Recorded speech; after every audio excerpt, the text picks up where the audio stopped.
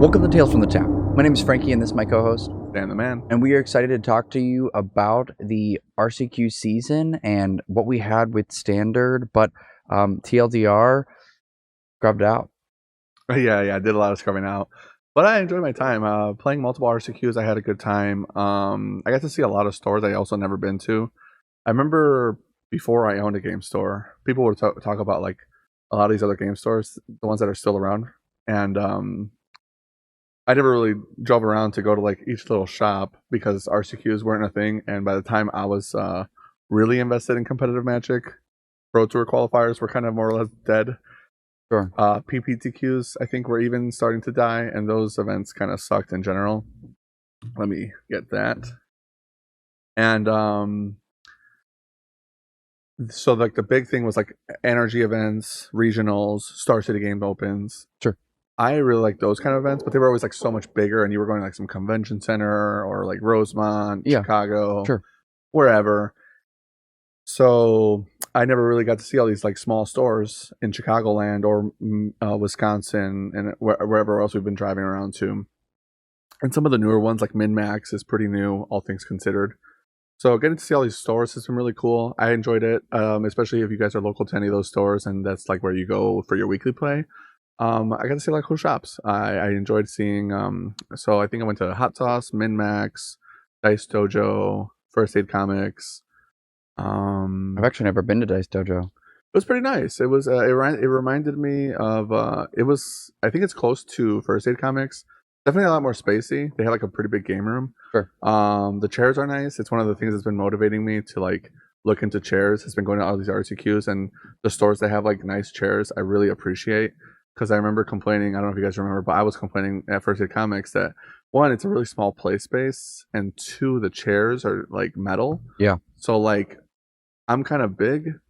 Every round, my legs would go numb, and I'm not exaggerating. Like my legs would actually go numb, and it would really distract me from my gameplay. I'm like, man, I can't even feel my legs. The guy next to me is writing on his life pad, so we're just touching, giving each other the love bump. Sure. And not that I mind, I don't mind being close to people. It's just I don't want to bother anybody, especially like if I accidentally move and like elbow somebody to like write on my board state or cast a spell or something. So like stores that had nice chairs, I was like, oh dude, nice chairs, you can sit. Dice Dojo was really nice, and MinMax, even though it was like really small, it's kind of like a tuna can. Really nice chairs, and you wouldn't actually notice how small the store is when you're sitting down. I noticed, like, man, like when we're walking around watching each other's rounds, it's like, oh yeah, excuse me, 5 people, I need to get to the exit, But as soon as you're sitting down, we shouldn't worry about it. It doesn't come on camera. As soon as we sat down, it's like 3 people to a table, arm space, no problem. The chairs are nice, and one of the cool things about MinMax is they had all their own playmat because they have so few tables. Yeah, they've got their own. They have their own playmats on each seat, so you actually didn't need a playmat, which is kind of cool. I've thought about in the past investing in like these like large ones, like the 6-foot playmats to just cover every table. The only thing is that one in the past I've noticed that there are some people that aren't quite as respectful of the play space, and they'll like use it as a coaster or like spill their food all over it. And it just ends up being grimy at the end of the day. So I'm like, well, I'd rather just clean a plastic table or a wooden table than have to worry about like dirty playmats and whatnot. Just sure. So instead, I just have like the stack. You want to borrow a playmat? We have one, etc. But yeah, overall, I just had a really good time at the RCQs. Couldn't get an invite, but Frank and I did get to have like a unified top 8 photo, which is kind of nice. Although my hair was terrible because my hair is too long right now, and I need to get a haircut. So it's time to make a promise again. When you're at First Aid Comics, it's one of those things where like you're really hoping that I'm the guy that's sitting next to you, because you're like, oh man, it's like I'm that person on the plane that like when you're like, oh man, please, like you better be sitting by me because I will have elbow space. Yeah. I'm a small man. What can I say? Yeah, for sure. Slender, nothing wrong with that. But yeah, or like when you're like carpooling, it's like me and Frank will sit in the back. I always tell people, I'm like, I'll take the middle seat. I know my place. That's funny. But yeah, So in general, it was a good time. Went to Dice Dojo yesterday with Julian and had a good time. I think Julian got top 8, but it was kind of weird. So it, I've never experienced this, but I guess it's the rule because that's what Raul said. They had 14 players. They were expecting 20, only 14, but it's the last one of the season. Most people have already qualified that want to go. You could also be burnt out from standard after 3 months of RCQs. So it was only 14 players, and I was like, "Oh, 4 rounds?" And Raul was like, "No, sorry, 5 rounds. Cut the top 4." And I was like, "What? Like, excuse me? Can you repeat that?" Yeah, top 4 cut is pretty rough. I didn't mind the top 4 cut. I didn't understand why we were playing 5 rounds. You know what I mean? So even like the people that were like winning were like, I feel like this could be done in 4. Sure. But either way, it is what it is. That's how they ran it. And I think it meant that like you could actually lose a round and not have to worry about missing top 4. So that was kind of nice because I ended up losing round 1, which it was just like the start of the day. I knew how the day was gonna go. I'm playing against Esper Control, which is already like a bad matchup because 1, it's not really a deck, but 2, it's better in the head-to-head against Azorius because you have the black spells like Siphon Insight. So I was pretty unhappy with the pairing, but that wasn't even the reason I lost. Game 1, I'm holding on to 3 lands, 2 Make Disappears, Temporary Lockdown, Sunfall. I'm like, oh, this is good against everybody. No problem. Keep. And then I proceeded to never draw a 4th land or a blue spell. So I went like draw Lockdown, draw Farewell, draw Sunfall, draw Emperor. And I'm like, nice. So like turn 4, I'm like, discard a hand size, Sunfall. Discard a hand size, temp lockdown. Discard a hand size, temp lockdown. And he's like, wow. Meanwhile, he's like 7, 8, 9, 10 lands. And I'm just like, cool. And then game 2, like, all right, turn 2, Siphon Insight. Turn 3, Flashback, Siphon Insight. I'm just like, such is life. Anyways, that's how I lost. Bad beats game 1. Game 2, I think the deck's just better than Azorius. We had a pretty tight game until we both ran out of cards and he had all the exiled cards. So then I was like, well, you win then. Yeah. Round 2, I actually got to play against Rakdos Aggro. Really good player. I think he ended up making top 4. He didn't win, though. I remember who won. I think it was Boros Convoke. But I'll tell you guys more about that in a second. First, we're going to get into some housekeeping. Yeah, housekeeping. So, first off, thank you to all of our patrons for supporting the show. We really just appreciate the support. It's the best way to support us. And, it feels like the channel has been growing. And through that, we are just so appreciative of all the support of our show. I mean, we're hitting 30 episodes. I was starting to think of like what's going to happen when we get to 50. Like it feels like we're cooking. Yeah, it is weird. I saw when I was writing the script earlier, I was like, episode 26. Oh, wow. It's been a while. Because, I mean, we do an episode every 2 weeks. So it's not like it's been 26 weeks. It's been like a year for us now. And so we're just grateful for all you guys, especially the patrons who have been supporting. If you want to support us, Patreon is always the best way. You can help us keep the lights on. But those that are just here with us for the show, watching, we really appreciate the views. It helps us a ton. And if you want to support us in other ways, you can always follow us on Twitter or X, whatever you want to call it. We do try to stay active on there as much as we can, although we stay really active on our Discord, which is free access. And then there are perks for the Patreons for specific channels. You can get some coaching. We'll play your deck. We can play either in a Discord call or on stream. Save you the VOD for future review, especially if it's like an Eternal format.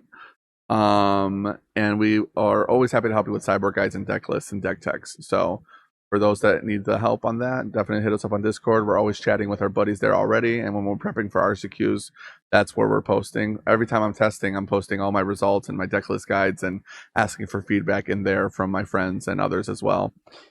And one of my buddies came in from out of town this weekend. He finally got his playmat. He was the first one to order our playmats. Sorry, by the way. He specifically called out, like you said it on an episode, everyone now has their playmat that's ordered it. And he was like, stop the cap. Yeah, he was like, Stan, why do you hate me? I had his order on my desk for like 3 weeks, like, don't forget to ship this, and I just kept forgetting to find like a box to ship it in, and I was just gonna send them like a one of like the one rows, and just put the playmat in there and roll it up, but I was like, this is probably not gonna fly at the post office. But yeah, I'm sorry about that, by the way. But I'm glad you managed to get your playmat. Yeah, but one of the things that we were talking about is that he noticed that we talk about sideboards so frequently, Yes. and like how important they are.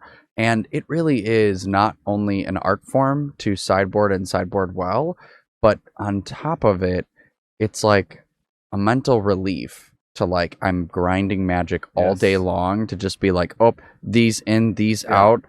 I'm glad that past me thought about it. Yeah. Really helpful. So if you are wanting some additional help, feel free to join our Patreon just to get like some of those perks. We have a lot of great patrons and we're so appreciative of them, but they don't like take us up on our perks too often. That's and true. so yeah. I'm like, you know, we're offering you the perk, like take it from us.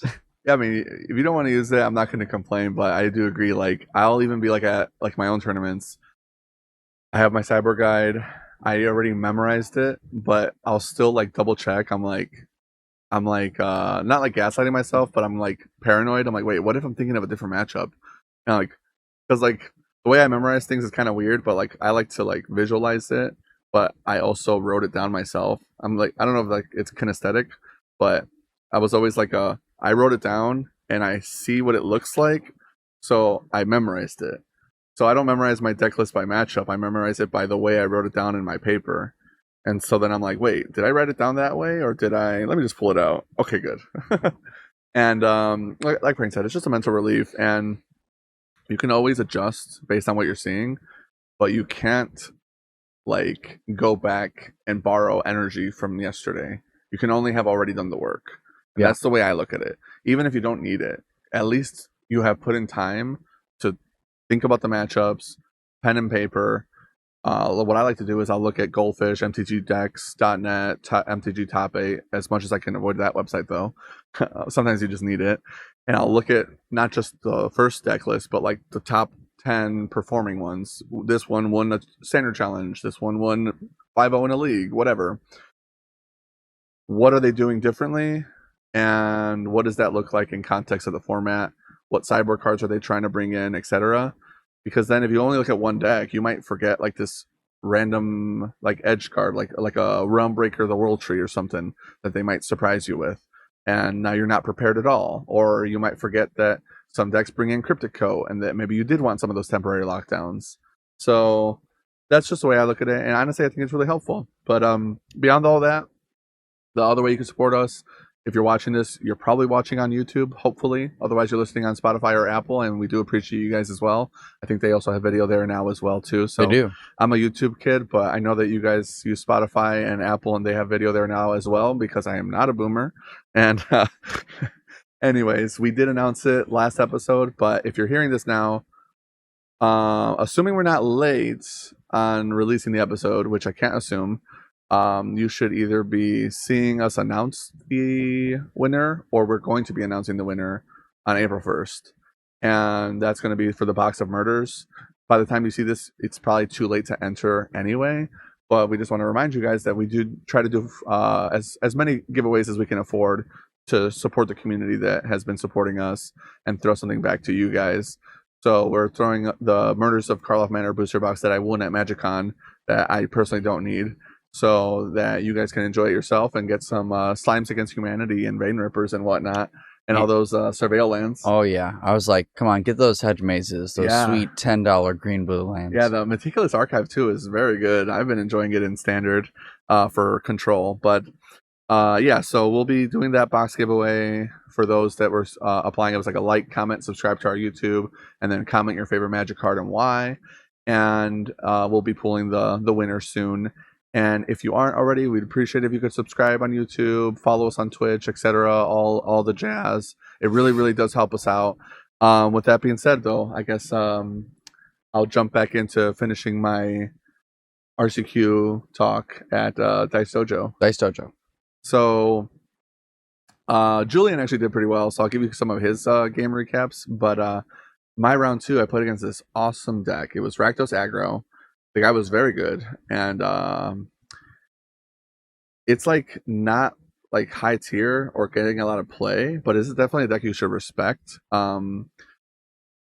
It's something I knew of going into like the game, but I didn't know he was playing it specifically. When he played turn 2 Bloodtithe Harvester, I was like, Rakdos, a good matchup. We're cooking, no problem. We're on to the 4-1. And then he went turn 2 Reckless Stormseeker. And I'm like, oh, okay, take 6. You got it. And I I only had 1 mana open because I had to play a tap land, which even more annoying that it was a Meticulous Archive and I was still drawing kind of bad. So I got to like bin a bad card, still draw bad cards. That also happened to me round 1, by the way, when I got stuck on 3. One of the cards was a Meticulous Archive. I was like, how is this happening? Anyways, I didn't get to kill anything turns 1 and 2. Sucks, whatever. Turn 3, he summons Archfiend. No, sorry. Turn 3 was Stormseeker. Turn 4, it was Archon of the Dross. So turns 2 and 3, I didn't kill anything. And nighttime, by the way. So Archon of the Dross plus 2 trample haste.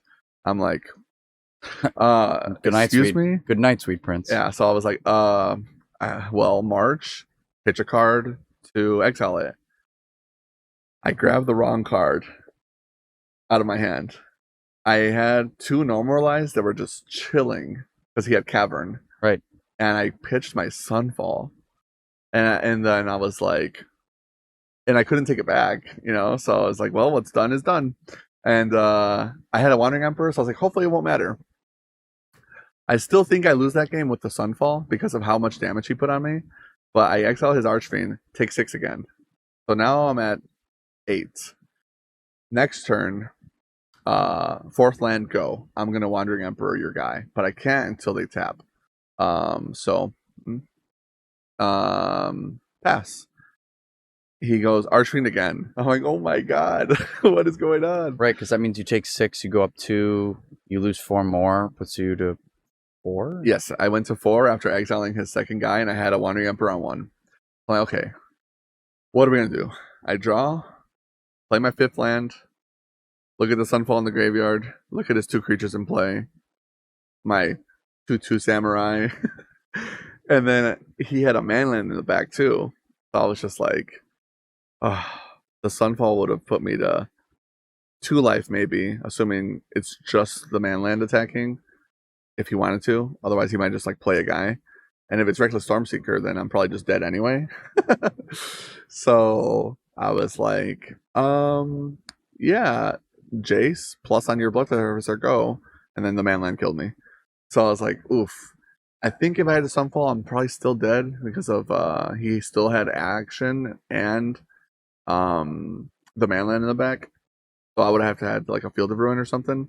But either way, I could have extended the game, and I did not. And then game 2, it was just not close. Same, just like aggro, plus duress is from the sideboard. I was like, I see. Definitely a rough matchup. I think Rakdos aggro is a lot harder than the mid range for obvious reasons. And I think most of the aggro decks are actually pretty good against blue eye control, especially now that people are ready for it. When it was a less popular deck, it was a lot easier to surprise them. Now that it's like the 2nd or 3rd most played deck, they're just so ready for you. And the really good aggro players, I think, put the pressure on you. That's one of the reasons why I'll talk about later that Joe Bernal was able to crush me so hard, I think, is that a good player on Convoke is, in my opinion, I think, favored in the matchup against control, even with temporary lockdown. But that pretty much knocked me out for the day. Round 3, I played against this. It was Caves. That's what it was. Sorry, I was playing against the Caves deck. The player was so nice. She was like, I just want to play my standard deck. I like Caves. I never get to play. Paid $35 to play standard. Like, let's play. Let's have some fun. We played game 1, and I knew going into the matchup what she was playing because I saw her at a different table, and I was like, this is only going to be 1 game. It just is, right? It's Caves. I'm playing control. Unless I draw 3 Jaces, runner, it's gonna just go to time, and I'm gonna like, whoever wins is gonna win in game 1. And that's more or less what ended up happening. I kind of just like kept countering stuff that mattered, kept destroying the board when it mattered. she would have a bunch of stuff, but then I would get rid of it, so I was never really in any danger. And I played a Jace out, drew a second Jace, and I was like, well, I have so many ways to draw cards, and I still have lockdowns in the graveyard. I'm just gonna Jace her out and just call it now. And if it doesn't work out, I'm 0-2, you know? So whatever. And so I go -3 my Jace, play a Jace, -5, mill her for like 21 cards. Or 20, what's 15 plus 9? 24. 24 cards. And she's like, what? Okay. Flips on all the cards over, judge is watching, making sure we're doing everything right. She has like 8 cards left in her deck, maybe less. And so we're at the point where it's just like top deck mode for her, and I'm just looking for Jace. You know what I mean? One Jace just ends the game. But she has so much life for like all her either Spelunking triggers or Cavernous Leech, etc., that I'm never going to kill her on life totals. I did try making mites and poisoning her down, but her board state would require me to just wipe the board. Like my mites were never going to be bigger than her Cavernous Mauls and her Cavernous Leech or the bats, and then the bats are getting bigger from the bat colony, etc. So it was a really fun game, and I could tell she wasn't having a good time from like playing. Like if you're gonna play a standard tournament for fun, it's definitely not gonna be an RCQ. And so she got to a point where she was like kind of like, you could tell like, well, and I'm the control guy, you know, like the meme is that like casual players really don't like control players, you know. So I could kind of tell she wasn't having a good time. So I was like, you know what, I'm on to anyway. Let's have a good time. So she draws a card and goes to tap out like 13 mana. X 9 plus, how much mana is Doppelgang? Green, blue, XXX? Yes. She taps exactly 11. Doppelgang for 3. She hadn't picked her targets, but I looked at the spell. I look at my hand. It's like Sunfall, Wandering Emperor, No Moralize, Disruption Protocol. And I'm like, resolves. And with Disruption Protocol? I had everything. I could have normalized it. But I was like, resolves. She goes, okay. And I didn't realize at first, I thought Doppelgang was like, make 3 copies with the X is 3. It's 3 of each of those things. So she goes, copy your Mirrex, 3. Copy your Sunken Citadel, or her own Sunken Citadel, 3. And then copy my Cavernous Maul, 3. And then she's like, pulls out her Infinity tokens, makes the guys, and I'm just like, you're like, what's going on here? And then I'm looking at my hand like, I have a lot of gas. Like I have March, Wandering Emperor, like I have a lot of gas, but not a lot that hits lands. Luckily for me, I had banked all my Field of Ruins. Never used them. That ended up mattering because she does that, and I'm like, okay, go to my turn. Draw. Play a land. You know, like, yeah. Okay, well, here's how this is gonna go. Pass.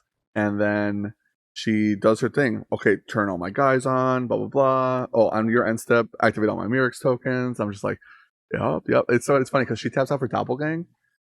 The 3 lands that she got, it makes it exactly enough to activate all 3 Mirrex. Because it's Sunken Citadel, land, Sunken Citadel, land, Sunken Citadel, land, 3 Mirrex, activate all 3. I'm like, I may have messed up here.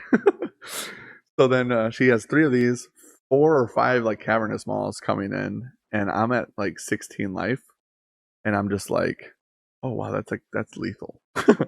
So I have to go like, all right, Sunken Citadel, Field of Ruin, Sunken Citadel, Field of Ruin, March. Now that I shuffled my lands, draw with the deuce, crack the clue. Wandering Emperor, nice. Play a Wandering Emperor off the top of my deck. Exile another guy, and then like basically empty out my hand where I only have like Field Nuke, Memory Deluge, and like a 3rd card. Oh, it was Otawara, but I'm tapped out. Go to like 8, but kill a bunch of her lands. Cool. Go to mine, untap. I'm like, man, either this mana matters or this Restless Citadel matters. Good thing I bet on the mana. I was like, this Restless Citadel is tapped. It's not going to matter. Island. Go. And then it turns into like, okay, make my Mirrex tokens, send everything at you again, like just like an army. And I'm like, all right. Again, I had made a samurai. So, okay, block this guy with a samurai. Otawara this guy, and then like I had like a second removal spell. I can't remember which one it was for a third guy. I go exactly to 2 life because Otawara can bounce lands. Thankfully, as long as they are creature lands, Right, as their creatures. If it couldn't do that, I was like reading. I was like, oh my god, can Otawara hit that? I'm gonna die. And I was like, oh, it does. Thank goodness. We're in turns at this point. Everybody's watching. Like, how did this board state happen? I'm like, I don't have the heart to tell them it's my fault. It's like, no, we're going to time, guys. Sorry. That turn that I survived was her turn 3, where she had just drawn her last card. No, sorry. That was her turn 1, where she had just drawn her second last card. Survive. Go to mine. We're stable. But I hit another Memory Deluge. Still never did the third Jace. And I'm like, what? Where is this Jace? You know, he's trolling me. Stabilize. Sunfall the board. Get rid of all the guys she made. Oh, that's what it was. She had a Cosmium Influence the next turn. It's a Cosmium Influence. These 3 lands are 3/3s.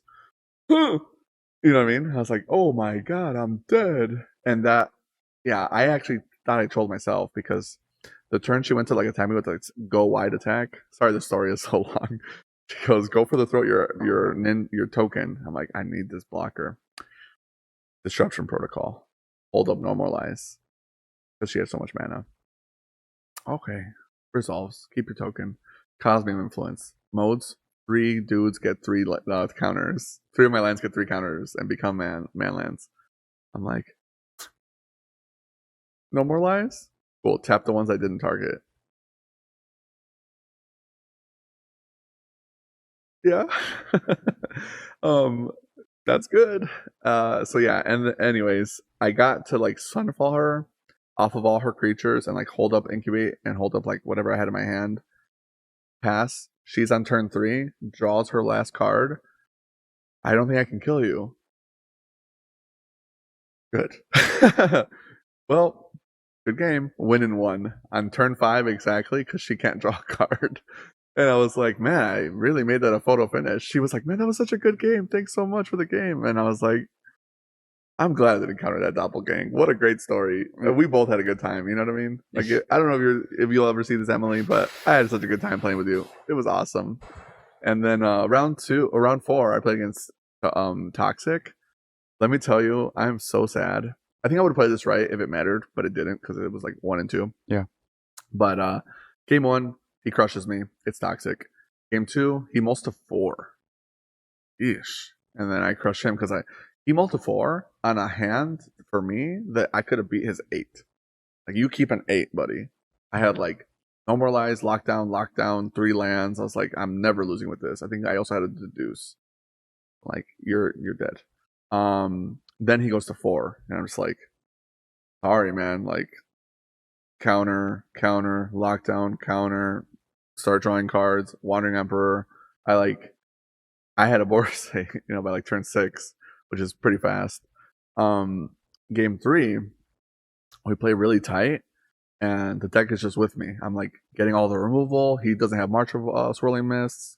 Wipe his board. I get him basically to like top deck mode, and I feel to ruin him off of like lands that matter. So like he had a turn where he couldn't even cast like his spells because he didn't have the mana for them. Because like feel to ruin him off the right sources. Right. They only play like 1 or 2 basics, typically. And then we get to a board state where he has a Rot Priest in play. I'm at like 6 or 7 poison, and I had attacked him for like a ton. Next turn, he was at 4 life.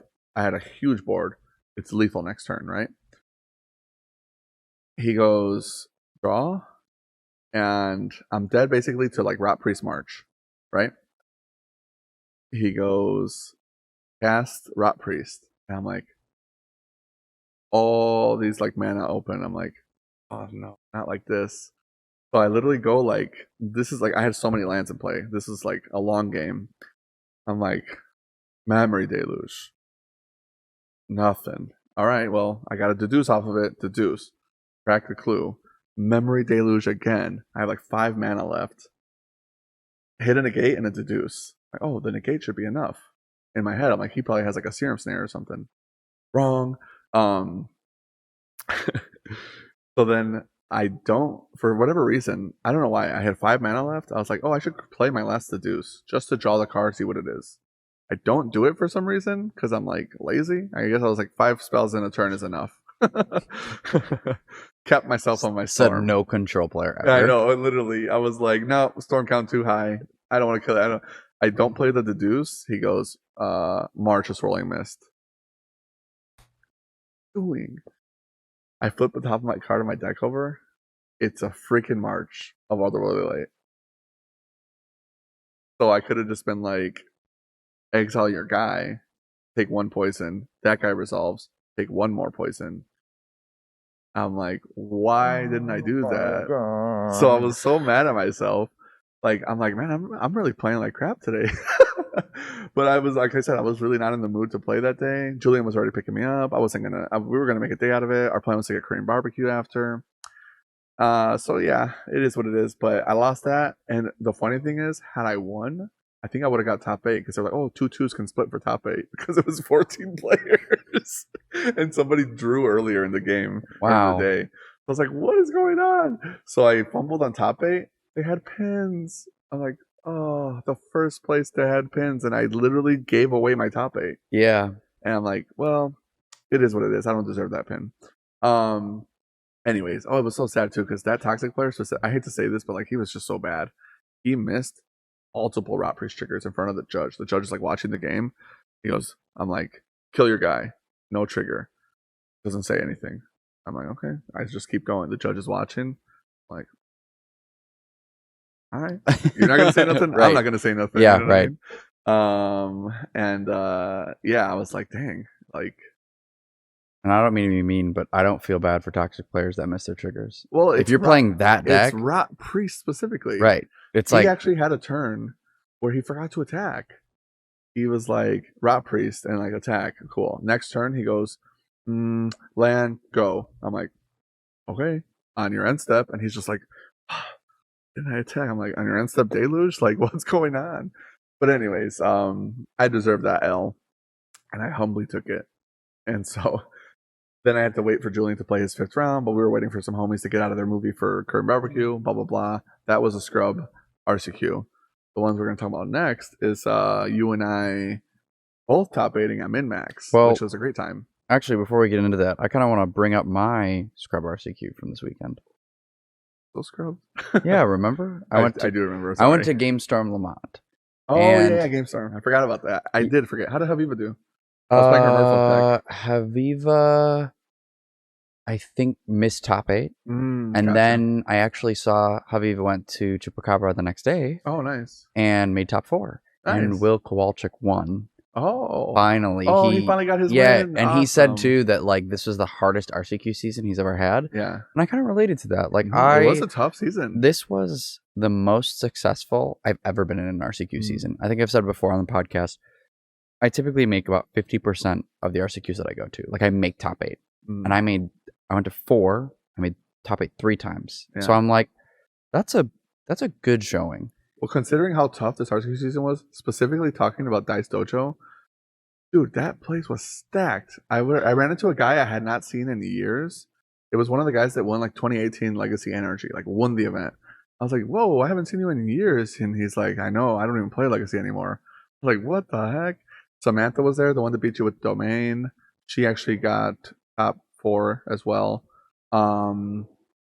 Just like a ton of great players. Like I'm talking like I was probably like the 50% threshold.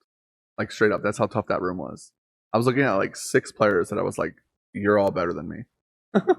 And I honestly felt that way. Like, not that players were better than me, but I did feel like the room was stacked at GameStorm Lamont. Like, a lot of people that I like, see top 8 RCQs, like, they're all there. Like, there's a group of 6 energy people. Like, Christmas was there, and Will Kowalczyk, and Haviva, and like 3 or 4 other people they knew. Yeah. And it was a stacked RCQ. But the store really made me feel like I really respected and liked this store, because I was like, man, everything is so clean. Like, it's easy to see stuff. Not to be totally rude, but like, it was like a hoarder nest at Game Store Lamont. Like, just like you walk Oh. in and like product is like on the sides of you, and Yeah. like there are tables and so many board games, and I was like, felt like a packed comic shop. Sure, Like, if sure. you've ever been to a comic shop that's really packed. Yeah. The event was fine. Outside of, there was one thing that was super mega cringe. Uh-huh. They did not announce rounds starting. So like they would just start the timer. Like it'd be like, round pairings are up, start the timer. People haven't even sat down yet. Like constantly like not announcing, hey, we're starting this round, not waiting for, like, people could be in the bathroom Yeah. and doesn't matter. They're just starting the round. And I was like, I don't think that's following the rules. I don't think the judge was an official judge either. Oh, I heard about that. I heard that Game Store didn't have a real judge, and that there was like a bad ruling. Oh, I didn't hear about that. I left after my like 1-2 no, drop. sorry, it might have been a different store. Julian was telling me how he was at a different RCQ where he also got top 4 at 2 slaughter, didn't get to beat Teamer Lands for the win. Oh yeah. At that store, our buddy Jeremy's playing, and his opponent attacks with Inti, announces the trigger, doesn't do anything. Jeremy goes, okay, blocks, announces his blocks, and then the guy goes, well, I announced my Inti trigger, so I still get to discard. And then it's like, what? And the judge ruled in his favor. It's like, well, he announced the trigger. Yeah. And then didn't use it. And I've announced my block. And we've moved to blocker stuff. Like, you're allowed to know, like, fundamentally, you're supposed to know what he did and what card got exiled if he did discard. And the counter before blocks. Exactly. Yeah, absolutely. Because it gives trample as well. Yeah. It changes combat. So Jeremy, I guess it didn't matter. Jeremy was going to crush the guy anyway. So Jeremy was like, sure, I will not appeal. But it didn't matter for the match. He still crushed the guy. But I was like, eesh. Seeing stuff like that, it makes me really appreciate our guys like Alex, Kai, Raul. I met a lot of other judges. I'm going to forget names. But I met a lot of other really, really good judges going to these RCQs. And like, you really appreciate the good judges when you get like people that just don't know the rules or make these like, I'm not saying you should like give these game losses out, but like you have to make the right call. And if you don't know, look it up. Right. Yeah. Look it up, please. So anyway, getting into my day, I had a similar like scrubby day, and it made me a little bummed because we teched for a different field. Like Jarrett and I changed the list for the first time for this event. I kept complaining that I haven't been seeing mono red. Like, I've only seen 2 mono red at the 4 events that I went to, one of which was Richard. The other one was that really slow player that we had. Well, we'll talk about that later. I was really glad I got paired against that guy. Yeah, we'll talk about that later. But I've just not been seeing it. And I think part of it's because the Teamer lands deck and the Slogurk deck, because of all of like the gaining life off the lands, I think it was pushing mono red out.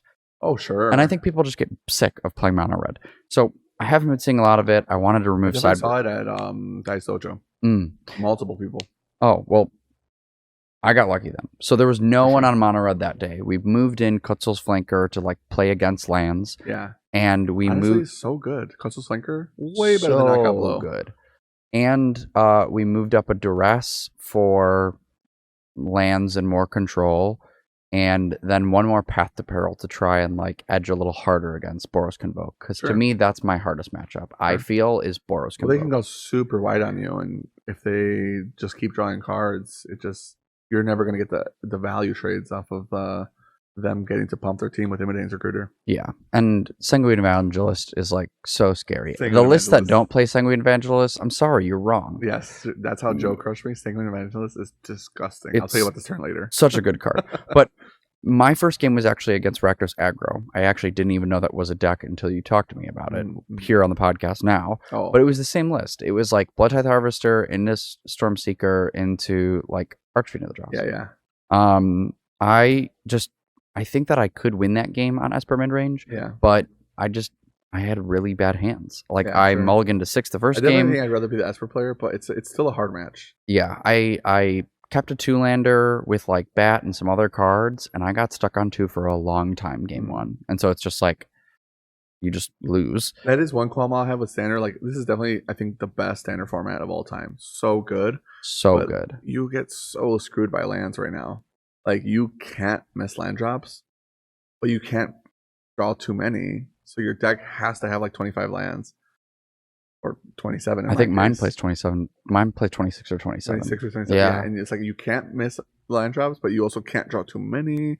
And if you do miss a land drop, that can just decide the match. Or like with blue eye control, it's like, oh, you had enough lands, but you never drew a draw spell, so you're not going to get enough lands until it doesn't matter. So it's like, there's quite a bit of variance in this format, even though the cards are really strong. So I think that's a good thing and a bad thing in some ways. It's like, it definitely feels bad when you're like, wow, I didn't know that really good hand was supposed to be a mulligan. But at the same time, it's like, I feel like standard should have variance. It's like, that's always been like the point of the format in some capacity. Yeah. And then we end up building, like, we build big board states. We killed each other's Shieldred in that first game, and then he dropped like a Bonehead Dracosaur. And that's and I like swung in, like being like, I have to draw a kill spell here, because if I don't, that thing is killing me. Like, I can't.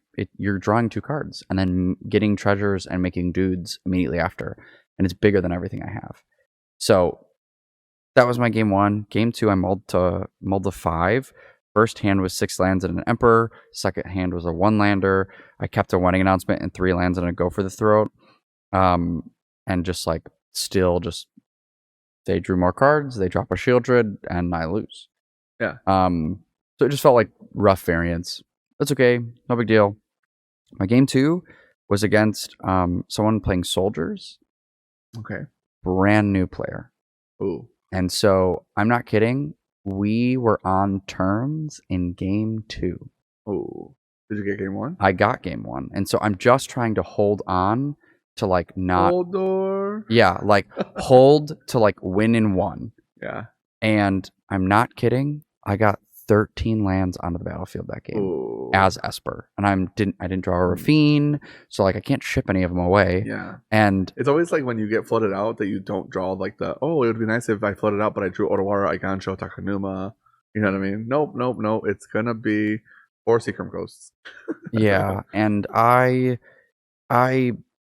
like, he was a nice guy. He was super nice. I didn't like press him on like playing, but he did ask me like every card that I played, what it did, and like ask me to like label stuff specifically, and then would take 3 minutes on his turn. And I'm like, you're an aggro deck, man. You don't have a lot of choices. You only have 4 lands.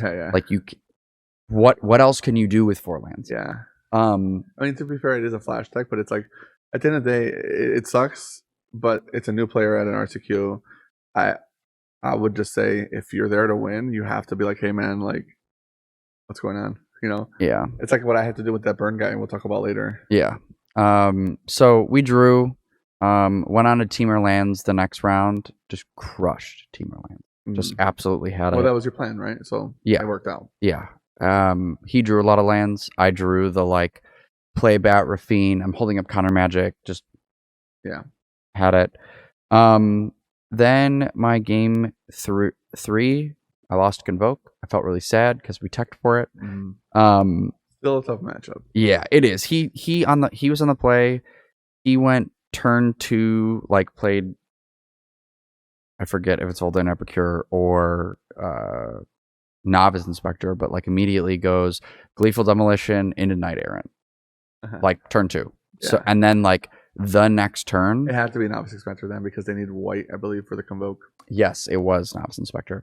Then they immediately go, okay, next turn, play a Sanguine Evangelist, tap everything again, another Knight Errant of Eos. And I was like, okay.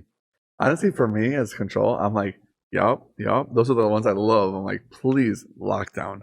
Yeah. I'll take 8. Or I guess sometimes it turns into 10 plus 3, so I guess it's not always all peaches, but yeah. I like Knight Errant for control specifically because I'm like, I'd rather play you having more cards and me having more life. But yeah, just bad beats. So then you dropped after that, I assume. Yeah, I had a tough game 3 where I ended up like as Jared said, like I got the Path Peril. I Path Peril on 3. then was able to like bat play cards, and they were stuck on 2 lands for a while. But then I got stuck on 3 lands for a while, and so it's Oh. like me not getting to 4 and dropping my Shieldred, and by the time I did hit my Shieldred, it was like get lost, and I Yeah. was like, I feel backbroken because Yeah. like Shieldred blocks the Wait, Night you Errant. get lost and convoke. We boarded it in, Oh, I'm And- surprised. and so I was like, because like Case of the Getaway Express kind of like fills that slot pretty nicely, but I guess Get Lost just like hits everything. yeah, He could have put you on temporary lockdown, so I guess that makes sense. yeah. But yeah, that's wow. Yeah, so I dropped after that and then left. And so what I will say, I know I'll get to that later. I'll get to that I'm later. just Let's jump fixing in. the play, man. No. But what I was gonna say was kind of like closing out my standard thoughts. But let's do that after this. Do what? I don't know what you're pointing at. Sorry, Uh, I the distracted you. the min max. Oh no, that's after. Yeah, you're good. I agree. Like I wanted to kind of give a recap on standard because like I feel like this format's so good. I'm really gonna miss these decks. I don't know if it's a new thing because I just saw it today, and maybe I missed the announcement for it. But did you know there's leagues on Arena now? There's always on Arena. On Arena, That's news to me. if you guys know, please comment. Let me know because I must have missed that announcement. I'm looking at events today. I was like scrolling through my Arena, checking out what the events were because I like to check what the new ones are, like the weekly ones. And then I just saw standard. I saw like Alchemy event, Pioneer event. I was like, what is that? Click on it, and it's like sign up, play 5 matches. That like straight up like a league. You have 5 matches, and then however many wins, you get those prizes. And the 5th win was the play-in point, like the same one from Moto.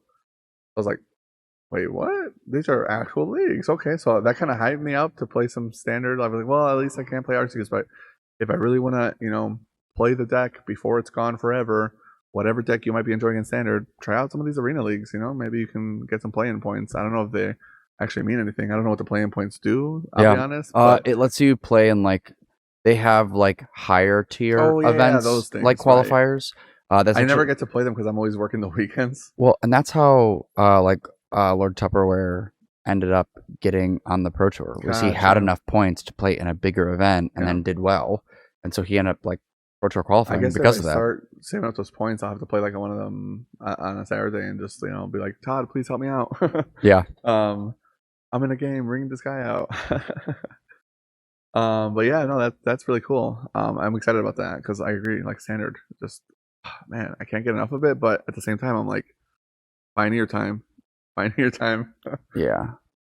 Let's get into min max. Sure. So Frank and I went to Min-Max. I think it was last weekend, not this previous one, but the one before. Yeah. And it was Saturday. Thank you again, Todd, for covering for me. I really appreciate it. It was a great time. And after that event, I kind of was like, that was my favorite one. I told myself, I was like, besides not being able to play on my own, I was like, if I can recommend players to go to an RCQ, sign up for that one early. They cap at 24. Mine doesn't have a cap, but they have specifically exactly 24 seats. And I think they have the best payout. And the only thing that sucks is the 24 player cap. Everything else about the event was great. It's a small room, not really that bad. FYI, the payout was like double promos. Yeah. And cash. Right, because they had it's a 2-slotter. It's like cap at 24, 2-slotter.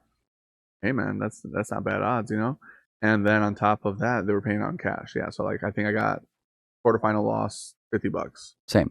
Cool. No complaint for me, Yeah. I thought it was a good deal because I do store credit payout here. It's like get some cards, But anyways, so for me it was a good time, but it didn't start off so good. I beat Domain 2-0. I remember that. Pretty clean. The Jaces in the main board just did their job. It might have even been 1-0 and we tied. I can't remember. I just remember we went to time and everybody got to see my deck. So I was like, great. And then because I was in time with the guy, I didn't really get to like move, shuffle my deck, decide board. So like I barely got to shuffle my deck for the next round. I think that ended up costing me because I should have just shuffled more and asked for an extension, but I got like a 3 that I had to mulligan a 6. Then I got a 3 lander that had counter spells. Don't know what my opponent's playing. 2 normalized, 3 lands. Gotta keep it, I'm blind. And I never drew a 4th land again. It's just like been the curse. Play 27 lands, draw none of them unless you already have 5. And yeah, so, and I think that was before I switched to the Meticulous Archive. No, I think I already had it. So I had like the lands I wanted in the deck. It's just unfortunate. And he was playing control. So like, well, let's try. And then I was like, yep, you got it. And then and I think he ended up beating me in game 2. Game 1, he crushed me because 1, I had no lands, and then he was like, okay, turn 6, wandering or Eternal Wanderer. I was like, Eternal Wanderer? What's going on? I mean, some of us do play it, but I was like, that's the only card I can never beat, and I have no mana to beat it with. So it was just really, really unfortunate. Game 2, I was like, already in my head, like, the best I can do is tie now. Well, we'll see what we can do. And it was a pretty close game, but he ended up getting me there. So I got 2-0'd. Whatever, no problem. We move on. Round 3, I felt really bad because I play against another control guy, and I'm prepped for control. I'm like, I feel like I can beat the control match no matter what. I beat him in game 1, just like smooth, crush him, and then game 2, it starts off super well. I'm like crushing the guy. He's missing land drops. It gets not missing land drops, like he has like no color sources. So it gets to a point where like he has less lands than me, and then goes like, all right, Field of Ruin, your Field of Ruin. I'm like, huh? Oh, I saw that, and I was like, so then I was like, okay, activate the Field of Ruin, hit your like deserted beach, and then he goes, okay. And one of the regrets I have of that is I tapped my second Field of Ruin to pay for it because I was like, there's no way he does it twice. Okay, Field of Ruin, the other one. I was like, what? So yeah, that ended up strip mining him a land, and then getting me my mana fixing as well. So I was like, yeah, I'll take it. And I'm just like, crushing the guy. And then I get to the point where I'm like, okay, land. Come on, guys. What's going on here? Land. But I'm still winning, so I'm like not complaining too much about it. He turns around the momentum. I think it was like a Cromwell Siege Shark or something, but he gets the momentum back. And I get to a point where I'm like, well, he has a lot of guys in play, but he has very little mana and only a couple cards in hand. So I look at my hand and it's like March and Sunfall. That's it. And I'm like, if I pitch this Sunfall, because I only had like 3 or 2 mana open, if I pitch this Sunfall, I can exile the Shark now. That should get me the game. And he has like nothing and only 2 cards. So I remember watching this. I'm the player that's like, 2 cards, you don't have it. You know what I mean? So I go, and he goes, I have a counterspell. And then I just drew more lands after that. Unfortunate, right? And it sucks because it feels like in these matchups, when I play against control mirrors, I never get my memory delusions. God is not with me. He's like, nope, you're not getting them. Only the deuce. So I'm like, all right, fine. That Sunfall would have won me the match because, like I said, we were both on low cards. And so looking back, I think it was a misplay no matter what, because I wasn't playing to win the match. I was playing to win the game. I was like, if I exile that Shark, I can kill him. He was like 4 life. I was beating him up earlier. Like, I kill that Shark, I get in with my Anchorage, he's dead. I had already won game 1. We're about to go to time, and we did, and he beat me in turns. When if I had just Sunfalled, I would have just 1-0-1. And I'm like, why did I do that? yeah. But like I said, in my head, I'm like, no, I'm winning this game, bro. And I don't know why I was playing for 2-0 when I didn't have to. Yeah. And so that cost me a draw. And I was like, damn, a draw? Well, 1-1-1 can still top 8. So the next round, it's funny because maybe that draw was a blessing because the next round, I'm like, and Gabe is like, I think already like checking out, and we drove together. Yeah. But we all 3 of us came together, right? Yeah, we did. Yeah, so Gabe was already like out, and so he was like ready to go. both of our opponents in round 4 were like together, and they're like, "Hey, we have to leave. We don't want to play anymore because we're both out." I got the pair down, or yeah, he got paired up to me, I guess. 1-1-1 versus 1-2 or something. So I was like, "What?" He's like, "Yeah, I'm scooping. Goodbye." I was like, and then Will had just gotten his 3rd win, so he's like, draw for top 8. Yeah. So then Will Kowalczyk, me and Gabe were like, let's go get food. So yeah, I know you didn't get to, but we got to go get food. And I was bitter because Gabe later, as we were driving back, was like, "Oh, I just realized we didn't ask you if like we could grab you something." And I'm like, "Yeah, I know. I felt really bad eating my fig bars while you guys went to go eat and didn't even like grab me a hot dog or If it whatever." makes you feel better, I didn't ask because I wouldn't have wanted you to have brought me food. I hate eating at like tournaments, and that place was so small.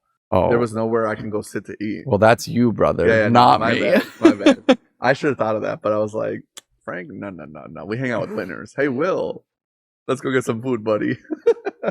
Anyways, come back. I play against your burn opponent from earlier that you drew against. I'll let you talk about that.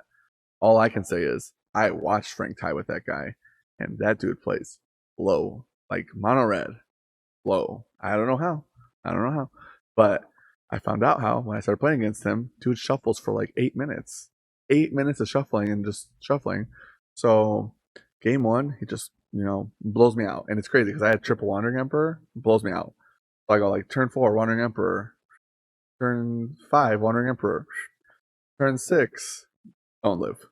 And it sucks because if I had a March instead of like Get Lost in my hand, I actually win that game. But I couldn't like Emperor and March on turn 5. I just took too much damage. Anyways, game 2, he's like shuffling for days after like sideboarding forever. And I'm looking at the clock and I'm like, well, I mean, we have plenty of time because he just steamrolled me game 1, so I'm not going to complain yet. But Gabe is like, Gabe had to move where he was standing because he was watching my match, but Dominic wanted to sit down and watch the match in this like one spot. And like I said, small store. So where Dominic was sitting forced Gabe to move. So Gabe was like, okay, I will move. And I think Gabe wanted to watch the red player because he wanted to see what decisions the guy was making and how I played against it. Or maybe, I think Gabe was something, he's like, I wanted to see how you played against it and what I would have done, knowing what he has. I was like, okay. Anyways, the guy goes, "Oh, is that guy your friend? Can he not stand behind me? I don't want him to like give you any like signs or anything." I was like, first of all, you know what I mean? First of all. And then I was like, second of all, I was like, buddy, I don't care where he stands. You've been shuffling for 4 minutes because I was counting at that point. I looked at the clock. I was like, you've been shuffling for 4 minutes. I don't care where he stands. And then he was like, "Oh, sorry, yeah." And then so then he like, I cut his deck. He gets his 7. Doesn't want to keep it, instantly like shuffles 2 times, puts it back down. I'm like, well, I didn't mean rush, but you rush yourself. But that's the multi 5. All right, well, you're the one who didn't shuffle your deck. I asked you to shuffle faster. I didn't say don't shuffle. Yeah, you know what I mean? Yeah. All I said was 4 minutes just disappeared, and that was like, that's how much time I need to win. So yeah. Anyways, yeah. So then I was like, man, this is definitely how Frank drew. This guy is slow. So that's why I started putting the burner on him. Then game 2, I crushed him because he mulliganed. No problem. We go to game 3, and I just have the sideboard cards again. Game 2, it was kind of like the toxic player. He mulligans. I have the nut. I have Denick. I have everything. No problem. I played 2 Denicks against him, games 2 and 3. So like game 3, he actually almost came back because he got an Urbra's Fortune play that was kind of putting the pressure on me, but I just kept having it like Emperor, Gutseals Flanker, Scry 2, block this guy, take 4 from the thing, but I'm gaining life from my Gutseals. My Denick died. I flipped the next Denick. He played bad because he thought Denick had lifelink on the backside. I was like, no, this is a flyer, even though I didn't have to tell him that. He goes, you gained 3 life from that, right? I should have just been like, I don't know. But anyways, I was like, no, sir, this flies. Because beyond the fact that he was slow, he was pretty cordial. We were being nice to each other. I was just like, in that moment, I was like, you got to hurry up. And then, yeah, I just like had to just maneuver through that match. But like 9 sideboard cards is nice, and I just kept drawing kind of what I needed as I was needing it, but I got to scry 4 with the cut sills, so like it did exactly what I was hoping that card would do. Had the knockout blow when I needed it, and then when I finally turned it around and like put the damage on him, the Urbaz Forge no longer mattered, but I had still drawn Tishana's. So I was like, damn, not only did I kill him, he like was gone. Like I drew like 5 cyber cards. Yeah. It was nice. But like, that's why I bring in 9 cards. And even without the knockout blows, it felt so good because of cut sills, which I kind of wish I had been playing that card sooner. If I had this list specifically for the 75k, I think I would have been like easily day 2. The Jaces were such a miss that I didn't play those at the 75k for MagicCon. Huge regrets. But like I said, I got into Blue White so late for the 75k that I just didn't have that much time to prep it and find a list I really liked. So yeah, it is what it is. I'll let you get into your talk for the same event. Yeah. So my first matchup, not something too exciting outside of the fact that my opponent was on Rakdos hot mess. It was like his own homebrew. He was playing like Souls of the Lost, Archfiend of the Dross, Inti, Obnixilis, just like trying to do the discarding thing to make your Souls of the Lost like huge. Mm-hmm. And I'm like, oh wait, the guy with the glasses? Older guy? Dude, his deck was sick. Yeah, it was. But I watched him get crushed by Fish. Actually, Haviva beat him in the next round. Yeah, he just said to me, he was like, I'm just playing this deck because these are all my favorite cards, and I can play all my favorite cards in a deck. And I was like, it's relatively cohesive. Oh, so yeah, like, his deck was sick. He had this turn against Haviva where I was like, yeah, she's got it. He's dead. And then he went Inti, attack with my Archfiend, trigger, discard a card, put a counter on my Archfiend, hit you for 7. She's at 14. And then he goes Obnixilis, sack the Archfiend. I was like, what? What's going on here? Unfortunately for him, I knew she had a Tidebinder. He also knew she had a Tidebinder because she had said she had one earlier, which I don't know if she noticed she did, but she did say she had a Tidebinder earlier, like game 1 or turn 1 or 2. And I peeped it, but he didn't peep it. And then he played right into her Tidebinder that was going to be lethal. That -7, like you draw 7, die. I was like, that was a crazy turn. That kind of made me a believer. If he had a Reckless Stormseeker, maybe he's playing a cooked as deck. Well, he also played that one card from Wilds of Eldraine that like you can sack a creature and like fling the damage. Oh, yeah. Yeah, so I was like, that's crazy. Yeah. It was cool. It was a sweet deck. But I drew really well, blew him out. Round 2 is my draw against that burn player, and he was just like, again, just really, really slow. Yeah. I was honestly really upset for you because I was like, bro, and I think I had lethal 10 times over, and I was going to win the next turn. Exactly, like I was winning the next turn against him, so I was upset. So slow. But I need to get better about like I'm good at like scooping to like try and save more time, but I'm not as good about like pressuring my opponents to like play faster, especially when they're new. Because I feel bad. Because he even said like, "Oh, this is like I haven't done a lot of RCQs. I finally picked this deck," and so like I always like feel bad for people that are newer and should. Well, I don't think this is an RCQ, but I do agree that it is hard to tell people to rush. I only told that guy to rush because he like basically accused me of cheating. You know what I mean? Right. Or he was worried about you cheating. Yeah. So I was like, I'm not gonna cheat, but like, brother, hurry up. Yeah. But yeah, no, I agree. It's like it's always the polite people that are like, man, I really wish this guy would hurry up a little bit. He's being kind of rude. And then the rude guys are like all the time for me, which is sadly the case that because there's not really good time enforcement rulings. I always tell my friends like, hog the clock, pressure your opponent. If you want to win, if they are doing it to you, you have to do it back. Oh yeah, and I never have a problem pressuring rude people. If you're rude, I'm like, oh, you want to play this game? Yes. I could play this game. As soon as people get real sharky, I'm like, but when they're nice, I'm like, please. Yeah, exactly. It's like we talked about before, like nice guy, like the guy I played against with Boros Convoke, who was like not very good, but I was like, you missed a couple of your triggers. I'm actually at this life. The other guy that was playing Toxic, I'm like, no, you missed your triggers, buddy. I didn't even tell him he missed them. I think he just forgot. I don't think he noticed. Yeah. Next round, I lost to Naya Convoke. I've seen a couple lists. Was that Joe? It was Joe. Yeah. Nice. Yeah, he like clean, beat me 2-0. Yeah.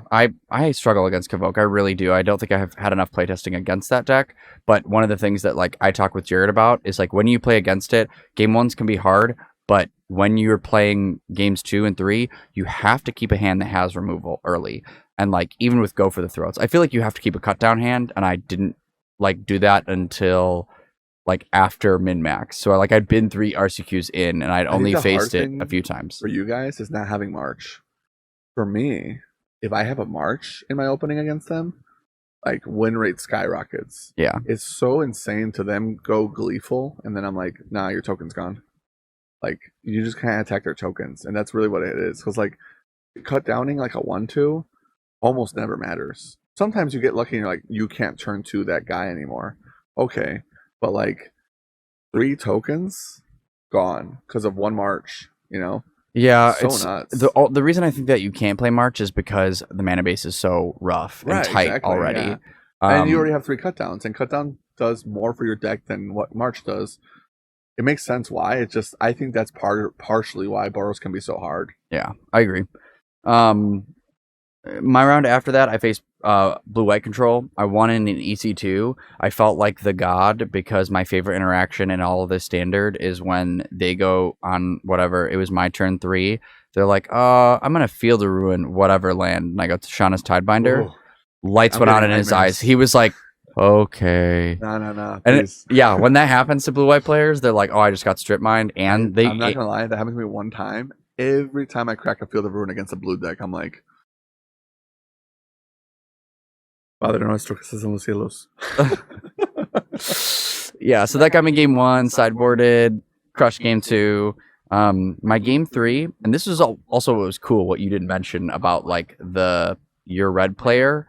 We are both playing a win in, and we are both sitting directly next to each other. Yeah. So like I feel like we're the team. Yeah. But 2 also, versus like, 2. Yeah, but it's also like I'm nervous because like this is winning. And then we didn't get to pair against each other, Right. which was And nice. which we were also nervous about too. We were nervous about playing each other to like knock each other out. Plus, the guy you were playing against was honestly like I say it a lot. I don't like talking bad about people. I really don't. But the guy Frank was playing against was like a douchebag. He was so salty and being so rude. He was so salty after the game. He was very, very salty. And it was like, it was uncalled for. And so Gabe and I were like, good. You know, like, fuck him. I was like, man, what an asshole. yeah, he was a jerk. But we played, like, he had it game 1. Yeah. Which made I me did watch that. When you lost that, I was like, which made me nervous because when you lose to blue-white and there were like 26 minutes left on the clock, I scooped because I was like, I need to win this next 2 games quickly. yeah. I think game 2, I don't remember it very well. I just rolled him. I just like had it. And game 3, it was like tight. And I remember very specifically that like I'm very close to killing him. And I go and I'm on the draw. And he goes temporary lockdown because I think I have like just tokens out. It's like a wedding announcement token, and I've got 2 wedding announcements out. He blew up 1 with a get lost, so I have 1 wedding announcement and 2 dudes from Wandering Emperor, Right. one token from wedding announcement. Yeah. Temporary lockdown, and I go to Shauna's. Cool, go to me. Swinging for a lot, draw some cards with Rafine. I play Rafine, bin some cards, holding up 1 card in hand. It's Disdainful Stroke. And I'm like praying that, because he doesn't have a lot of mana either. He's stumbling. He's on like 5 or 6, can't get more. Right. And he goes, land, farewell. Yeah. And I go, Disdainful Stroke, yes. got it, you're dead. Yes. And so like I got to watch that. I was like, yes. As And soon as you countered it. Yeah, and it felt good. It felt like I had it. I played well. I like drew to what I needed. It felt awesome. But yeah, Well, then he Gabe and was I were like, watching him be so rude to you during the game. I don't know if you noticed it, but he was like really being snarky. So I was like, man, I really hope Frank has it. When he cast the Pharaoh, I was like, come on. And Frank has this habit. I don't know if he notices it, but he has this habit of like, he has it, but you really don't know he has it because you'll cast the Farewell. And me, I'm like, as soon as you put it on the stack, I'm like, Frank will be like, I'm like, why did you pause? Why did you pause like he didn't have it? It's not even like he's slow rolling. It's like it's a good habit actually. It's something I wish I did. He just slows himself down. Make sure you actually win. It's a good habit. It's just funny because the way he played that, I was like, Oh, he doesn't have it. Oh, thank God. And somehow I got to watch the end of your match, even though, like I said, the red guy was so slow. And in game two, I was crushing him. And Gabe was like, why doesn't that guy scoop? He's telling me later, why won't he scoop? I had like 12 lands in play. I'm at like 10 life. He's not scooping, just like draw. Cast another creature that's going to die. Draw. Cast another creature that's going to die. Draw. Play a Mistress Factory. Oh, you have a Field of Ruin? Won't scoop. You know what I mean? Yeah. And so like somehow I got to see the end of your match, and that was nice to watch. Yeah. And it was nice to like, yes, we both got it right next to each other. You know, really felt like that was like the podcast day. You know, really was a good time. We were hanging out with our friends too. We got to see like Dominic, Haviva, Kowalczyk was there. Just a bunch of good people. And it was good to both win on the win in. Yeah, like yeah, we didn't yeah. like neither of us had it, and Yeah. we both like won to get in. Yeah, It we felt, had to earn it. Yeah, it felt good. And then I didn't talk about earlier, but Joe Bernal beat Frank with Nat Convoke. Like I said earlier, Convoke, I feel like in the hands of a good player who's competent, I think the Convoke deck is favored against Control. You can make it better for yourself by like mainboarding 4 lockdowns, but like that doesn't really make sense contextually for the format. And I only played 2 in the main. Whatever. He was playing Naya, and I think the green actually makes it harder for Control than otherwise because Kellen is just such a nasty card. And so like if you let that guy fly and he draws any amount of cards, you're just toast. 1 card, it's like, okay, I replaced myself. 2 cards, you lost. So he goes like Kellen on turn 2. And I'm like, I have to counter this, even though it's like not a spell you want to counter. Just Right. the one, I have to get this guy off the board, or else he just like sits there beating me up with a bunch of small guys with 7 cards in hand. And the scary thing about Convoke isn't that they can just blow you up; it's that they can present an explosion that you must answer, and then the next turn present the same explosive power, and then you have to have it again. Yeah, they can rebuild really quickly. Yes. They can like rebuild a board like that. Yeah, and they could just do it back to back to back turns if you let them, especially if they have the clues. When they're like, oh, yeah, you got the answer, crack clues, or blood, whatever. And so it's a really, really powerful and resilient deck. That's one of the decks where I'm like, this is an aggro deck for thinkers. But yeah, Bernal played really well. Game 2, he had like this nasty play. Gabe was even like, because Gabe thought I was gonna win game 2 because I like had Sunfault him multiple times, cleaned up his board. And then even I got to like, he did this after I farewelled him for 9 mana because he had a Thalia in play, and my farewell was underneath an invasion of Gobekon. So I go, all my mana, looking at my hand with like Wandering Emperor and like something else. I'm like, all my mana, farewell, all modes, get rid of everything, except for Graveyards, I think, because like Jason Memory, not Jason Memory Deluge, Right. So he goes, okay, and then draws to his turn. And I think he must have drawn it because he didn't look happy until the turn after he drew, and then was like, double Sanguine Evangelist, go. And I was just like, I think my hand was March, no, Get Lost, and Wanderer, or Wandering Emperor. And I was like, that's not good enough, you know? So, or I don't think I had a spot removal actually, because I think I would have just done that. So I think it was just Emperor and another card. Draw, go to mine. Nothing good. I think it was a land. Play the land, go. This Wandering Emperor has to get there, right? But I'm like counting the damage. Like, man, if he has Imbidange Recruiter, I'm taking so much damage. Like 2 Battle Cry triggers. I'm already like doing the mental math. I didn't know that the turn was gonna be. He goes. We're late in the game. He has like 8 mana or something.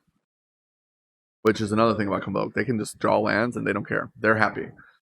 Not usually an aggro deck plan. He goes, pitch to Kenzan, 2 more spirits, right? So now he's got 2 bats, 2 spirits, 2 sanguine. I'm already like, yeah, I'm dead. Those guys have haste for sure. This is bad. I'm like 1, 2, 3, 1, 2, 3, 1, 2, 3. And then he goes, Cavernous Souls, Imminent Recruiter. I'm like, oh. So that he hits me like that. He attacks, and my Wandering Emperor, exiling one of the Sanguine Evangelists, puts me to like 1 life. Like actually 1 life. And I'm like, Sunfall? Farewell? I still had a farewell in my deck. I was like, anything? You got it. I was like, wow. It was just crazy. Like, that was a good game, but that turn was so much damage. It really like spoke to the power of that deck. And it's funny because he ended up losing in semifinals after he beat me. But the next day, he took the green out, played regular Boros, and then he won at Griffo Nest. Jeez. Yeah. Yeah, the deck I find that deck to be like it's very frustrating to play against because sometimes like you can do really good things and they get you anyway. Yeah. And that's what happened to me in my rounds. I got by Boros Convoke, just like I think I kept decent hands against the deck and still just got blown out. Yeah. It's just a resilient deck. It makes you play perfect. Or maybe not perfect, but like it makes you play very optimally. And if you ever fumble, they will punish it. And honestly, that's kind of like what our decks do to the other decks in the format. You know, if you let me get to turn 7 with control, I'm not likely to lose to you. And so, and that's the same with Raffine. Like if I can get Bat Raffine, Bat Raffine, like, and if you haven't removed Raffine, I'm throwing away the cards I don't need against your deck and drawing into like, oh, I'm gonna counter something, and then you like just lose. Every deck has like their insane draw, and then they have like the ways to deal with the other deck's insane draw, and it's kind of cool. But yeah, like with that being said, did you want to talk about your top 8 quarterfinal match? Oh, that was just it. That's what I was saying. I got convoked and got blown out by it. Yeah. There wasn't anything like special. Also, there was 2 convokes. I think that guy actually got to the finals then, because I know that my round 2 control opponent. Oops, sorry guys, apologies for that. Hope it didn't mess with the sound if it wasn't already broken. My round 2 opponent, the control player, even though I got land screwed, I could tell he was good. So like, it wasn't like, if you're gonna get land screwed, at least it's against a good player. Whatever. You would have to fight for that one. He ended up winning. He got first place, and I was like, "Damn, really good job." You know, it doesn't feel bad to lose to the guy that wins. But I'm pretty sure the Convoke guy that beat you actually got second place, and then Aviva lost to him on Fish. I want to say, if I'm not mistaken, because I'm pretty sure Bernal said he lost to. Oh no. Oh yeah, because Aviva beat Will Kowalczyk. That's how he got knocked out. Yeah, because like so many of us were in the top 8 of people we knew. So it's like, wow, none of us. But anyways, that's how that went. It was really fun. We were going to talk a little bit about Pioneer, but it is getting kind of long now for the show.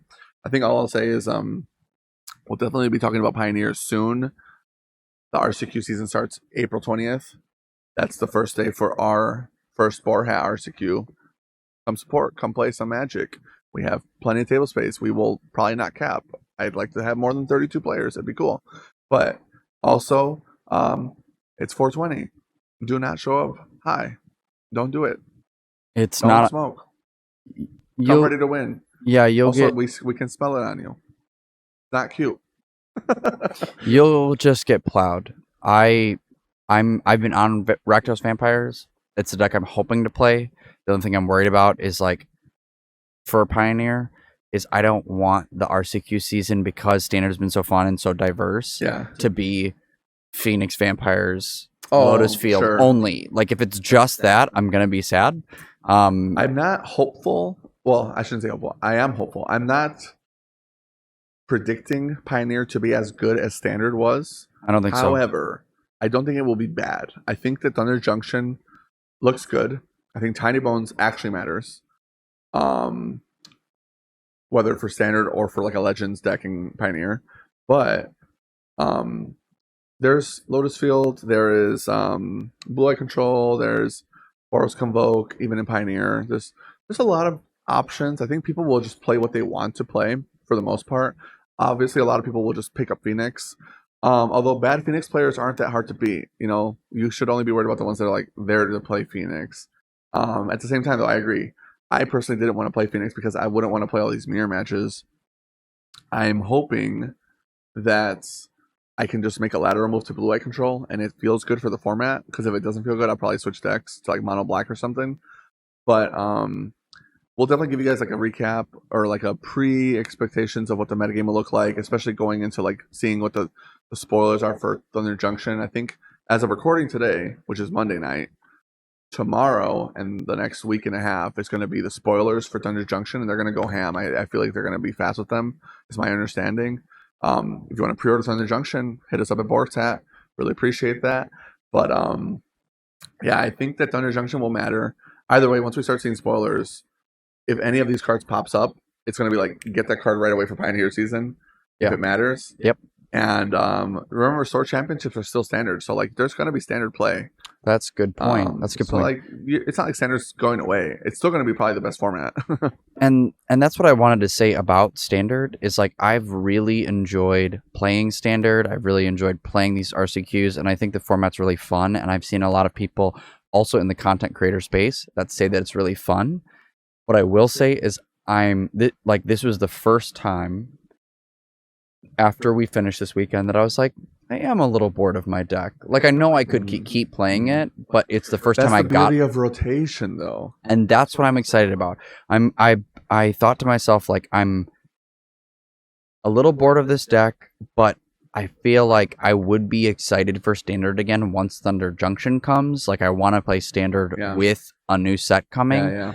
And I'm really excited for rotation because even like I was talking to my buddy about, I was like, if they don't print a red card that makes an artifact on one, Boros Convoke loses Voldaren Epicure. And I think that deck gets way less consistent, even though that's the only card they're losing. But like all the other decks, like they still have Yoshian guy, so they could just play like 4 of him, I suppose. But yeah, it's not as good. Right, because it's not as good. And then beyond that, it's like every other deck is losing a lot. Like Rafine loses Rafine and Wedding Announcement. And all the lands like Ganjo, Takanuma, Odawara. So all the land combo decks lose that as well. All the lands combos also lose the new Capenna lands. Yeah, Domain is hit because of the new Capenna lands. It loses Topiary Stomper. I definitely am going to make a list of like notable cards that are not rotating for you guys. There's some I was thinking about it earlier, like brainstorming, but like I'm so exhausted right now, I couldn't give you like the full list, but off the top of my head at least. But there's just so many cards that are staying that it's like, oh wait, like Agatha Soul Cauldron is not wheeling, Beseech Dimir is not wheeling, you know, like there's a lot of cards that are staying. Yeah, Shieldred, Atraxa. Yes. I mean, standard is still big. Yeah, it still will be big. Just we are losing like a lot of staples in regards to lands and a lot of staples of the current top decks in the meta, right? Which is what I think is exciting. Yeah, definitely. It's going to be so much fun. Whatever happens, standard, I'm excited. Standard, it's so refreshing that it's back, and it's back with a bang. It's just so good. Rotation will happen. I expect it to continue to be good. I expect limited to continue to stay good, and I think for what it's worth, play boosters. First try, 100% win rate. If they keep making them good, it's going to be like better overall. Hopefully they don't raise the price on sealed products again for a while, because I think they're pushing it. I mean, especially if you look at the new cards that are coming, like the new other games that are coming out, like Star Wars came out, 120 MSRP. You know what I mean? It's like, come on, Magic. Anyways. Oh, Hasbro. Yeah. I mean, to be fair, Magic boxes are a lot bigger than other card games, but at the end of the day, it's like, come on, Hasbro. Help us out a little bit. A little bit. A little bit. With that being said, big shout out to Borsat Gaming for allowing us to record here. We appreciate that. Yeah, like we said, you guys can pre-order on our website. We will ship to you guys. We have tons of singles. Our shipping is pretty fast, much faster than TCG Players. I can vouch for it. We might not have everything, but we try to have everything in stock, and we sell a lot less of our inventory on TCG Player, so we don't get blown out of inventory as much as we used to, especially during COVID. Pre-orders are coming up for Thunder Junction. Hit us up. We definitely can help you out with your sealed products and all that stuff. If you want to get the Buy a Box promo, I can make it happen, etc. Shout outs to Todd as well for helping us out. Really appreciate the work he does with editing. He does it for free for you guys. He told us, hey, it would look better if it was on video with cards on the screen, and he did that for you guys. He does it for free, and we really appreciate that because it really adds a lot to the show. Shout out to Nancy Sarence for doing our intro and outro music, and when I am streaming, you'll hear that music as well. I just saw he released a new song, so I've got to drop that on that playlist. Go check him out on Spotify. He would really appreciate it. And also to shout out to MTG Chicago for giving us or allowing us to use these lovely cameras, posting a lot of the gameplay that happens here at the store. His channel has been growing immensely, and I think that what he's doing is really great. So Sal, thank you for that. And we really appreciate it. He does an awesome thing for the community. My players actually show up excited. Like, I brought this awesome homebrew, or not necessarily like a homebrew, but like Spike was playing this list online. I brought the list. You want to put it on camera? Yeah, we do. You know what I mean? So people show up excited, and you should see people like get really happy when I choose them to be on camera specifically. So I appreciate that, and I also appreciate the players that actually put in the work to come bring us something interesting to put on camera, because we've got quite a few bit of the viewers are from like Europe and stuff, where they're like no LGS, no people to play with, and then Sal will like host webcam tournaments on his Discord for them. Really cool. Yeah, I love that. I love anything community building for Magic.